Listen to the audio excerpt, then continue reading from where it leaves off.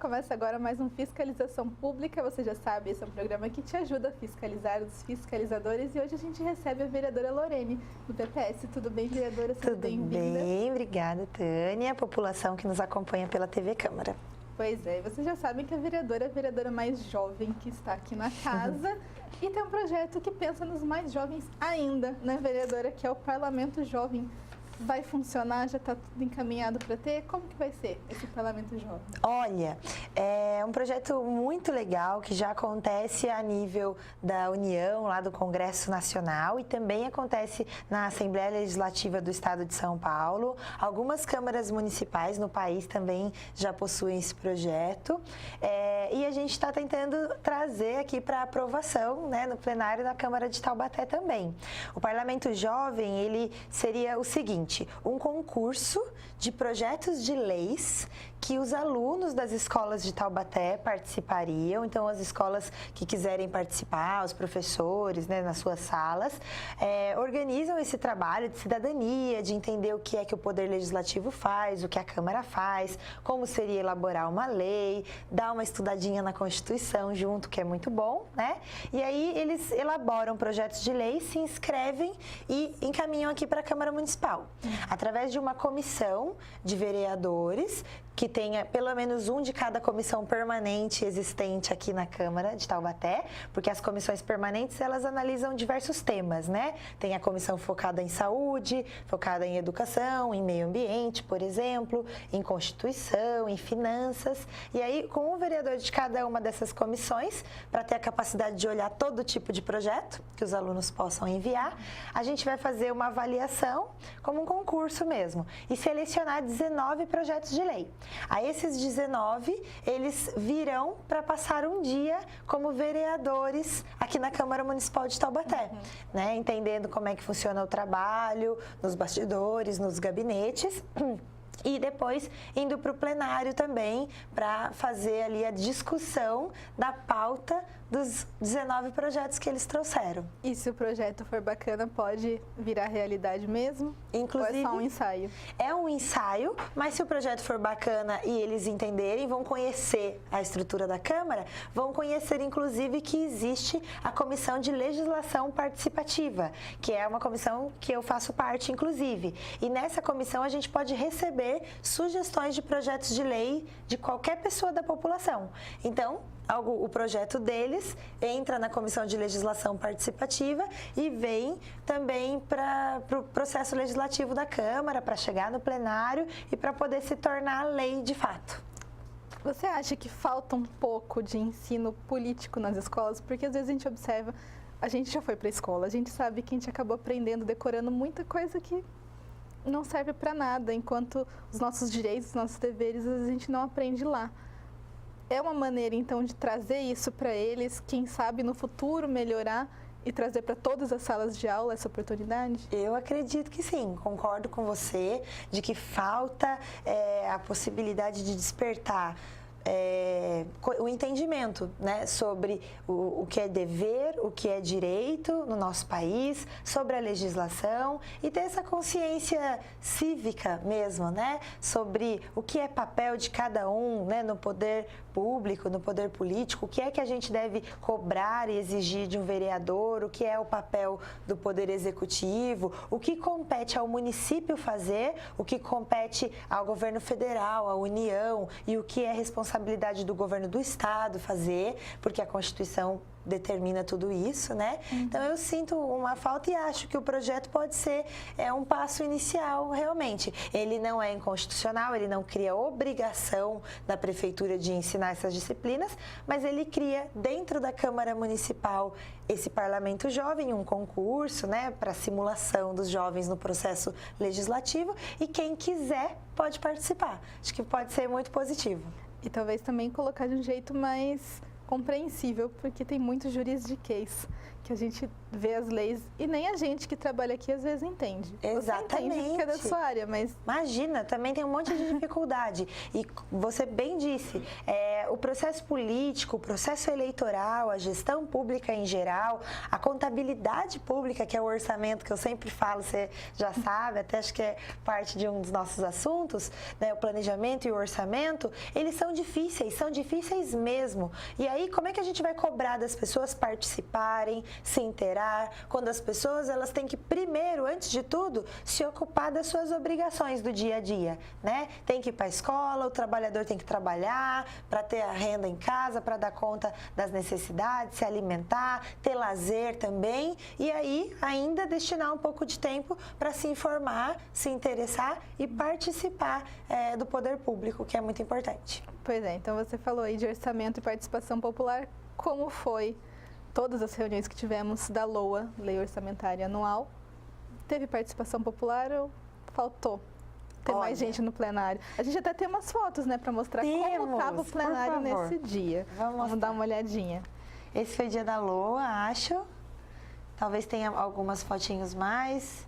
Eu acabei presidindo a maioria das audiências, porque eu sempre estou presente mesmo. Esse foi um dia muito importante, que a gente teve ampla participação, foi eu acho que um dia recorde também. A gente teve os alunos da universidade participando da discussão, né, do PPA, do planejamento para a Universidade de Taubaté.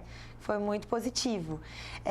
Eu acredito muito e defendo muito a participação popular, o envolvimento das pessoas, porque eu acho que é de forma assim, corresponsável, né? Todo mundo entendendo o seu papel, a sua função na sociedade, que a gente tende a avançar. Então, não terceirizar para o outro. Isso é obrigação, manter limpa a praça é obrigação do poder público. É obrigação do poder público. Mas se eu não sujar, se eu cuidar, eu também vou estar contribuindo para esse ecossistema, para a cidade funcionar cada vez melhor, né? E é assim que a gente tem que fazer para melhorar a vida das pessoas. Então, participar desse processo é muito importante para entender que todos os problemas, todas as coisas que a gente vive, elas estão diretamente relacionadas à forma como o poder executivo, porque nós vereadores não temos essa competência, nós não fazemos as políticas públicas, nós não gastamos, não administramos o dinheiro público, quem faz isso é o poder executivo, é o prefeito de Taubaté, no nosso caso, né? Então, entender como o prefeito pretende gastar o dinheiro que é do povo. Todas as benfeitorias feitas na cidade, todas as ruas asfaltadas, os semáforos trocados, os pontos de ônibus, as calçadas, tudo que é feito não é por bondade de um político ou de outro, porque é bonzinho, né? Faz porque é obrigação e porque o dinheiro é nosso e está lá disponível no Tesouro Municipal para ser gasto. E a gente aqui, vereadores, temos que cobrar que o gasto seja feito com qualidade, com eficiência e que seja direcionado o dinheiro no planejamento, que é o plano plurianual que a gente discutiu e as audiências da lei orçamentária também, que seja gasto de acordo com a vontade da população, com o que é prioridade, né? Entre fazer isso e aquilo, o que a população de Taubaté está precisando mais? Está precisando de mais médicos, de melhorar de uma vez por todas a qualidade dos exames laboratoriais, está precisando aumentar a vaga de creche para as mães que trabalham, que não estão podendo trabalhar em detrimento de expandir o ensino médio, por exemplo. E esse foi um dos questionamentos que eu fiz. Mas eu não critico a população por não participar, porque eu sei o quanto é difícil, como eu disse no começo, ter tempo, disposição e, além de tudo, compreender, porque é muito difícil.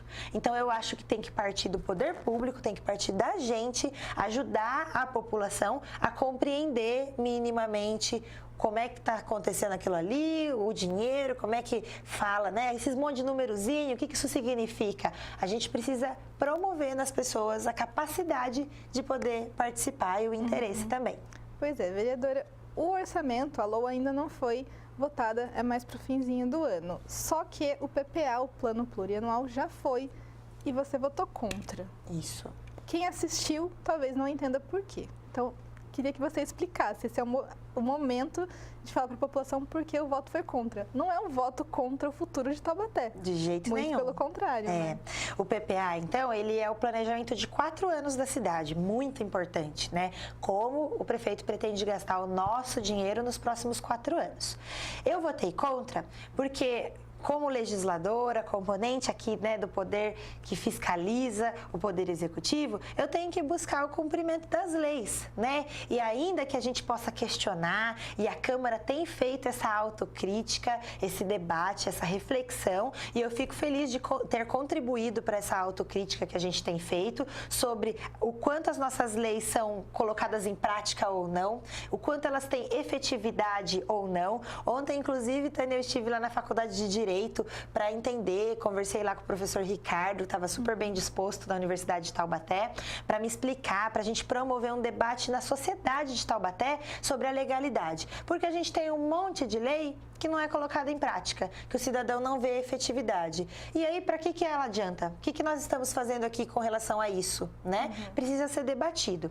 Nesse sentido, o PPA tem leis federais que dizem como ele precisa ser feito, qual é o procedimento para que ele aconteça com qualidade. E um desses critérios é a participação popular, por exemplo. Para fazer um PPA, obrigatoriamente, a prefeitura tem que cumprir com 2 audiências públicas. A prefeitura tem que fazer, a Câmara fez as dela, mas a prefeitura, no momento de elaborar esse planejamento, tem que fazer 2 reuniões abertas, públicas, para as pessoas participarem, para instruir as pessoas, ainda que não vá ninguém. A prefeitura tem que fazer. E, como eu disse antes, tem que buscar instrumentalizar as pessoas, ajudar as pessoas a compreenderem de uma forma mais simples e efetiva o que a gente está falando ali. Porque só fazer também para cumprir tabela não adianta, né? E a prefeitura não fez. Também não considerou os conselhos municipais. Para que é que nós temos conselhos municipais? E eu, inclusive, vou fazer aí na semana que vem, né, 16 de novembro, uma audiência pública para debater os conselhos municipais. Porque nós temos leis que dizem que os conselhos vão participar do processo de planejamento, de orçamento, se eles não são consultados na hora de fazer. E não foram consultados. Então, uma série de itens que a lei manda que o PPA tem que ter, ele não cumpriu. Por isso, eu votei contra, né? Porque eu tenho aqui a minha responsabilidade como vereadora, como fiscalizadora do gasto do recurso público, prezando pelo recurso da população de Taubaté, que eu possa fazer um movimento no sentido de obrigar a prefeitura a fazer as coisas direito, a fazer como manda a lei. Pois é, então agora está explicado. E esse foi o primeiro bloco do nosso Fiscalização Pública, mas não sai daí, porque no segundo bloco a gente vai falar de aposentadoria dos professores e também de algumas audiências públicas. Até já!